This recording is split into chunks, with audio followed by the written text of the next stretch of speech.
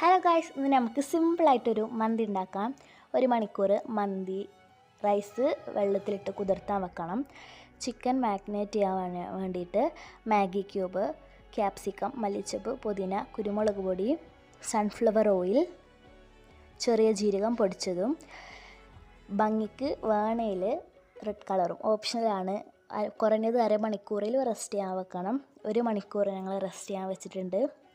അരി വേവിക്കാനായിട്ട് വെള്ളത്തിലോട്ട് പട്ട, ഗ്രാമ്പൂ, ഏലക്ക, കുരുമുളക്, മല്ലി, സൺഫ്ലവർ ഓയിൽ, ഉപ്പിട്ട് വേവിക്കാൻ തിളച്ചതിന് ശേഷം അരിയിടാം. മയോണൈസ് ഉണ്ടാക്കാനായിട്ട് മുട്ടയുടെ വെള്ള, വെളുത്തുള്ളി, ഉപ്പ്, കുരുമുളക് പൊടി, olive oil, vinegar, milk blend ചെയ്താൽ മയോണൈസ് റെഡി ആയിട്ടുണ്ട്.